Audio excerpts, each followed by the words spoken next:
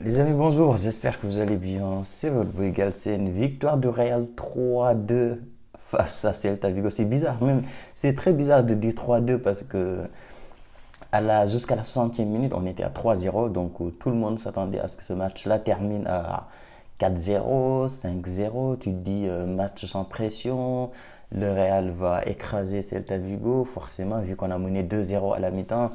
Et surtout, tout de suite, au retour des vestiaires, tu mets le troisième but, là, forcément, tu tues complètement le Celta Vigo. Donc, tu te dis, match tranquille, on va prendre le petit café, on va se poser devant la télé, on va se faire plaisir.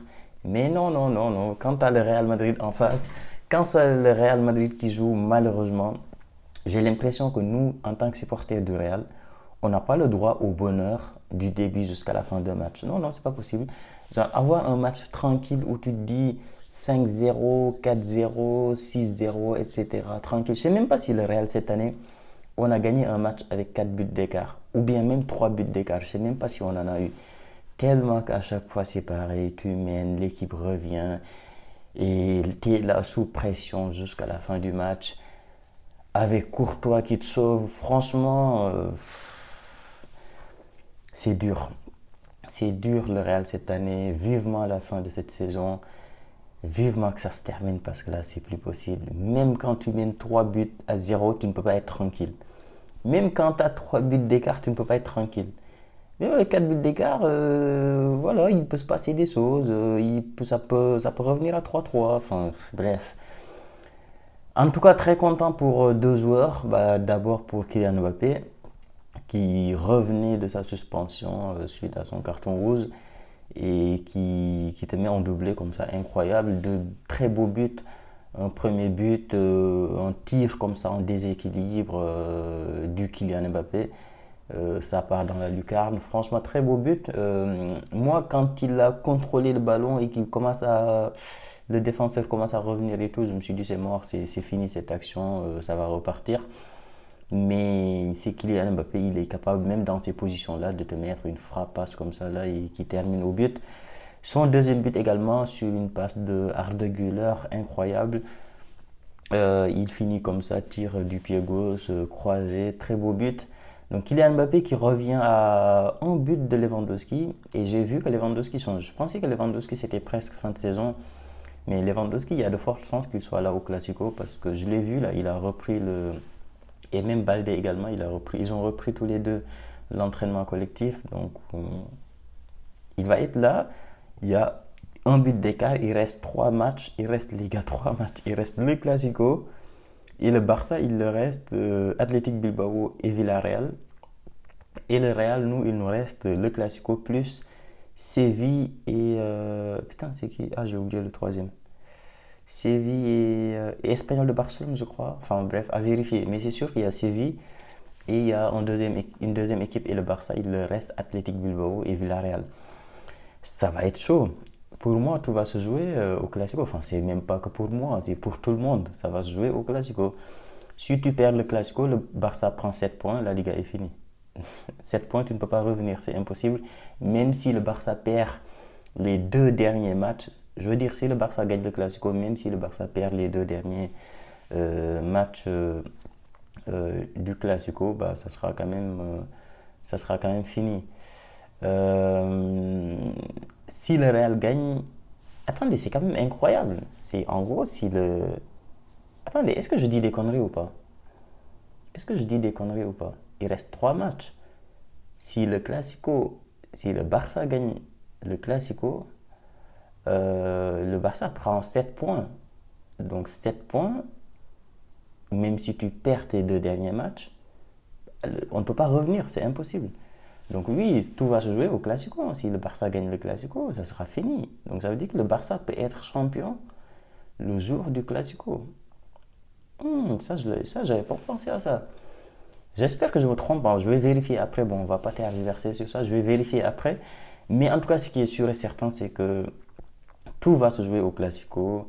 Si le Real gagne le Classico et que le Real revient à un point du Barça, bah, là, il y a un peu d'espoir, hein, on va pas se mentir, il y a un peu d'espoir parce que ça veut dire que si le Barça fait match nul contre l'Atlétique ou bien si le Barça fait match nul contre Villarreal, bah, le Real peut prendre les devants. Donc ça va être incroyable jusqu'à la fin de cette saison, mais tout va se jouer au Classico. Il ne faut absolument pas perdre ce Classico. Si tu perds ce Classico, ça sera complètement fini. Je voulais quand même parler de Arda Güler, les gars, Arda Güler. Moi, quand je vois le match de Arda Güler et quand je vois surtout la fin de saison de Arda Güler sur ces deux derniers matchs-là, les gars, ce que je me dis, c'est Carlo Ancelotti, il doit indemniser tous les supporters du Real. Carlo Ancelotti, il doit nous payer. Franchement, il doit nous.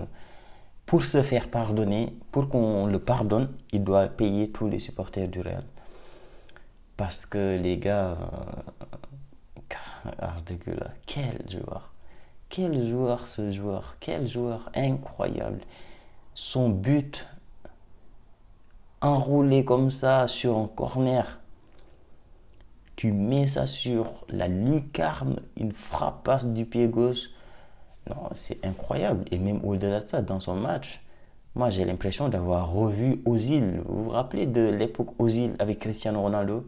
J'ai l'impression d'avoir revu Ozil et Cristiano Ronaldo aujourd'hui, entre Kylian Mbappé et Arda Güler. C'était juste incroyable. Le niveau était extrêmement haut. Et même jusqu'à la fin du match, il y a eu une passe de Kylian Mbappé pour Arda Güler qui a frappé. Malheureusement, c'était pas cadré. Mais les gens, les supporters du Real qui disaient oui, prêt de Arda Güler, faut le prêter dans un club, machin truc. Non. Les gars, Arda Güler doit obligatoirement rester et Arda Güler doit être un titulaire. Je suis désolé, mais c'est un titulaire. C'est un titulaire. T'as pas le. En fait, ce joueur-là, capable d'être au milieu, d'organiser les jeux, d'être capable d'avoir ce type de passe-là millimétrée pour un attaquant, on n'a pas un autre joueur qui est capable de le faire. Bellingham, il est un peu plus offensif, il est limite un deuxième attaquant. Ceballos, oui, Ceballos, il est pas mal aussi dans ce registre, mais il a moins ce truc-là d'être beaucoup plus proche des buts, d'être capable de mettre des frappes comme Arda Güler. Malheureusement, il a moins ça. Donc, tu vois, ce milieu-là, Bellingham, Arda Güler, Ceballos, Valverde, c'est incroyable. Tu as trois joueurs capables de jouer, de combiner, d'apporter quelque chose. Et devant, tu as Vinicius et tu as Mbappé. Pour moi, faut revenir sur ça. Il faut revenir sur ce 4-4 de Losange. Et c'est juste incroyable. Donc Arda Güler, franchement, félicitations. Et j'espère vraiment qu'il va gagner en confiance. C'est juste dommage que ça arrive en fin de saison parce que Arda Güler, il devait être titulaire depuis très longtemps. Peut-être même pas titulaire, mais au moins tu devais l'utiliser beaucoup plus sur des matchs où il n'y a pas d'enjeu. Tu le mets, tu le fais jouer très souvent. Et le jour où il va prendre vraiment confiance et qu'il va prendre la maîtrise du milieu, bah, tu le mets titulaire à 100%. Donc, match incroyable. Maintenant, tout va se jouer au Classico. Moi, personnellement, j'y crois, les gars. Franchement, j'y crois. Tout va se jouer au Classico. Mais au moins, ça va nous offrir un Classico incroyable. Ça va nous offrir. Parce que si on avait perdu aujourd'hui, franchement, le Classico, tu vas regarder le match, il n'y a aucun enjeu, etc. Enfin bref. Mais là, ça va nous offrir un Classico avec de la tension, un Classico comme on aime, un Classico où il y a de l'enjeu, où le vainqueur, voilà, même si on gagne, le Barça reste quand même premier. Mais voilà, ça va nous offrir un Classico intéressant. Les amis, pour ceux qui ne le savent pas, pour le match de l'Inter vs Barça, je vais être au stade. Je vous avais dit qu'il y a de fortes chances que je sois au stade. Finalement, je serai au stade. Je vais regarder le match en direct et en espérant une victoire de l'Inter. Donc, dites-moi vous ce que vous avez pensé du match. Et Courtois, je n'ai pas parlé de Courtois, mais je pense qu'on n'a pas trop besoin de parler de Courtois. Il a fait un match encore une fois incroyable. Dès le début du match, il a fait énormément d'arrêts. À la fin du match, il a fait des arrêts également. Il a sauvé cette victoire-là. Donc, c'est au-delà de Arda Güler et de Kylian Mbappé, c'est forcément lui. Et j'ai oublié de le parler, de le dire, mais je pense que je l'ai dit. Mais en termes de Pichichi, meilleur buteur de la Liga, bah, ça va se jouer jusqu'à la fin de la saison également. Le Kylian Mbappé qui revient à un but de Lewandowski, 24 buts, et Lewandowski qui a 25 buts. Là aussi, ça va se jouer jusqu'à la fin de la saison. Les gars, on va prendre cette Liga. On va prendre cette Liga. Dites-moi ce que vous avez pensé du match et on se dit à très vite pour une nouvelle vidéo. Ciao.